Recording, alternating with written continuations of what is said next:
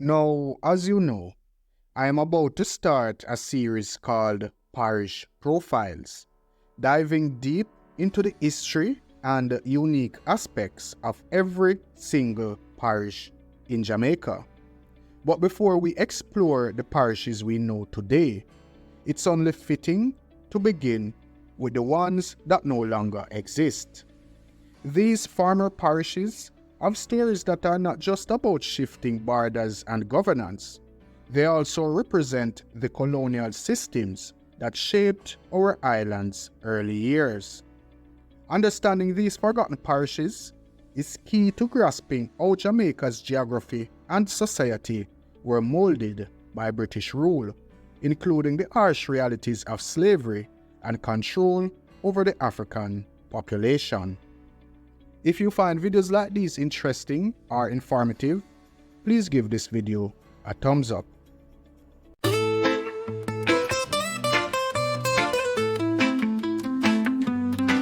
In the land of sun and sea, lost parishes of history. They were here but now they're gone.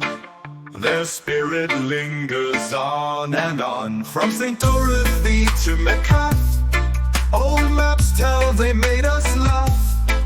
Hidden gems from way back then, their stories shall rise again. Oh, the parishes of the past, in our hearts their memories last. Though their names have faded away, their legacy stays here to stay. Before the parishes were born. In the years following the English conquest of Jamaica in 1655, the island was divided into military-controlled areas rather than parishes. The English, still unsure of how to handle the vast land they had acquired, created a system of regimental plantations, where soldiers were given authority over key territories. These plantations weren't just about cultivating crops. They were designed to impose control over the enslaved Africans, who were rapidly becoming the backbone of Jamaica's economy. The soldiers were responsible for ensuring the productivity of the land, but also for maintaining order, an early form of systemic control that was necessary to manage a growing enslaved population. This system of regimental plantations on the southern flatlands, while appearing to be about agricultural productivity, was rooted in the enslavement of African people. It was the brutal labor of enslaved Africans that drove these early agricultural endeavors, while the military command ensured that any potential revolts or disobedience could be swiftly crushed. The British needed a way to enforce control over both land and people, and this structure was the first step in their system of domination. By 1662, the island was still without formal parishes. Instead, it was divided into 10 districts, with military leaders maintaining their tight grip. The precinct of Port Morant was in the eastern region, which is now part of St. Thomas. The precinct of Morant also included areas of modern-day St. Thomas. Yalas, known back then as the precinct of Yaloth, is still a prominent area within St. Thomas. Legeen likely corresponds to modern-day Legani and comprised back then Kingston and St. Andrew. St. Jago de la Vega, now known as Spanish Town, was referred to as Angelo del Vega and was part of the larger St. Catherine region. The area between Black River and Boa Savannah would be in today's St. Elizabeth along the southern coast. Angle's Quarters, now known as Middle Quarters, is located near the border of St. Elizabeth and Westmoreland. Macaria and Quatabecca, known today as Quatiboko, were part of an area with several plantations likely around modern-day Clarendon.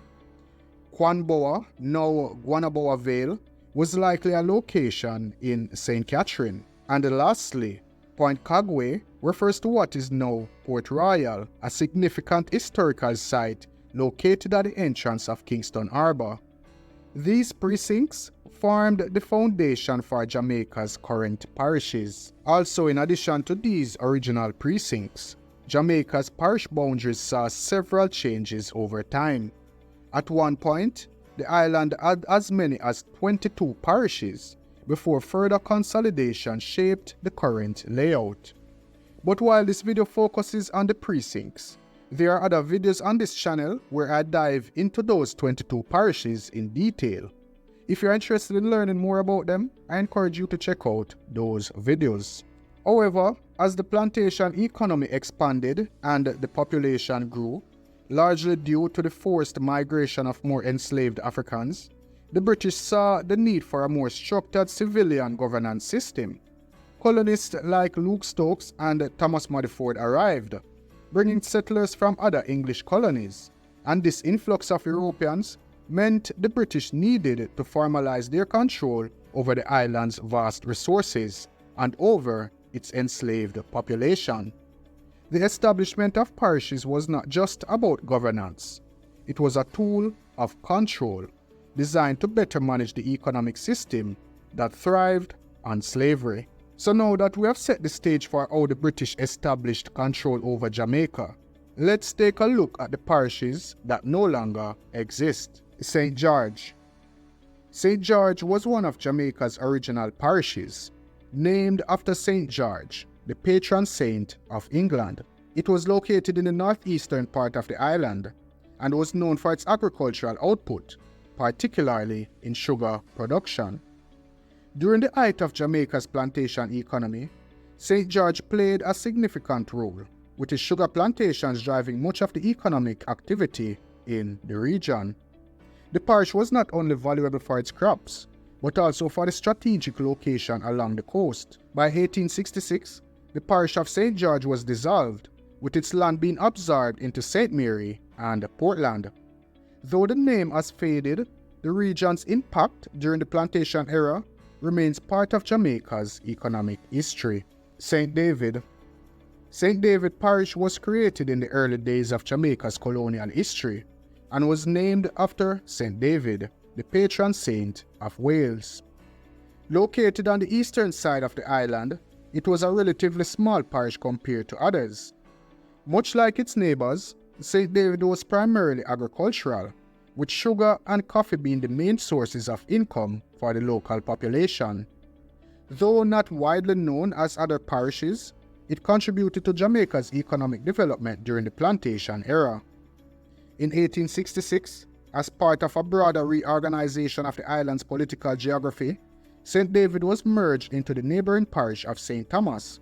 While the name is no longer in use, the land that once made up St. David remains an important part of the region. Metcalfe. Metcalfe Parish, one of the lesser-known areas, was created during the colonial period and was named after Sir Charles Theophilus Metcalfe, a British colonial governor in Jamaica. The parish was situated in the northeastern part of the island, primarily serving agricultural purposes. Sugarcane, coffee, and pimento were among the key products that fueled the local economy, though Metcalfe remained less prominent compared to its larger neighbors. By 1866 also, Metcalfe Parish was merged into St. Mary. Today, only a few historical records remain, but the legacy of Metcalfe lives on through the agricultural contributions that helped shape Jamaica's export industry. St. Dorothy. St. Dorothy Parish, named after the mother of a British governor, was located in the central part of Jamaica. It was a productive agricultural area, with sugar plantations dominating the landscape. The parish was small, but played its role in Jamaica's plantation-based economy. St. Dorothy's location made it a vital area for crop cultivation, and it benefited from a fertile environment that supported farming activities. In 1866, St. Dorothy was absorbed into the neighboring parish of St. Catherine. Though the parish name has disappeared, the land continues to thrive under the administration of St. Catherine, contributing to Jamaica's agricultural industry. St. John. St. John Parish was established during the early colonial period, and like many other parishes, it was heavily focused on agriculture. It was located in the central part of Jamaica, with vast fields of sugarcane and coffee shaping its economy. The fertile lands of St. John made it an essential part of the island's plantation system, and its location also made it an important hub for trade and commerce during the colonial era. In 1866, St. John was merged with St. Catherine Parish, and while the name has faded, its impact as a key contributor to Jamaica's agricultural wealth lives on in the region it once occupied. And if you know, you have St. John's Road in a Spanish town same way. Yeah? St. Thomas in the Vale. St. Thomas in the Vale, not to be confused with St. Thomas in the East, now simply St. Thomas, was another agricultural powerhouse in Jamaica.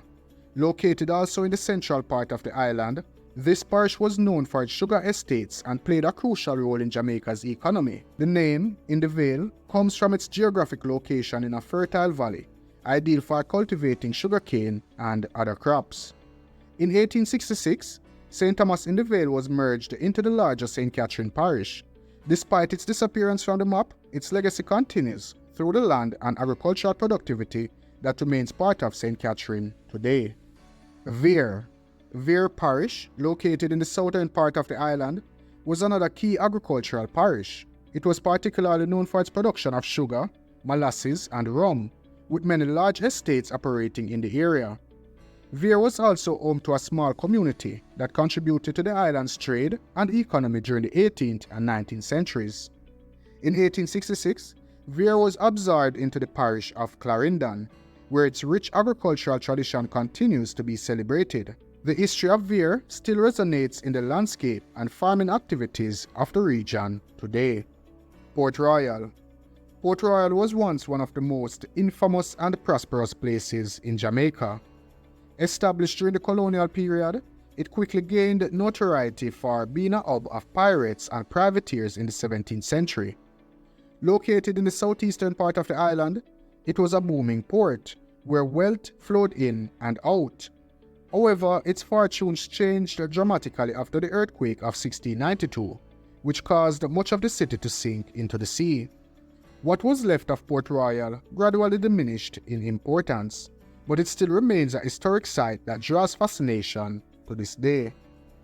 In 1866, the boundaries of Port Royal Parish were dissolved, and its territory was divided between the parishes of Kingston and St. Andrew. Although Port Royal no longer holds the status of a parish, its legacy as a center of piracy, wealth, and disaster continues to define its place in Jamaica's history. And that is the story of Jamaica's forgotten parishes. These parishes may no longer exist on the map, but their histories are woven into the very fabric of the island's development. From the bustling streets of what was once Port Royal to the fields of St. George, the legacy of these parishes lives on in the places that absorb them. If you found this history intriguing, don't forget to give this video a thumbs up, share it with your friends, and subscribe for more insights into Jamaica's rich and fascinating past. Thank you for watching. Stay blessed.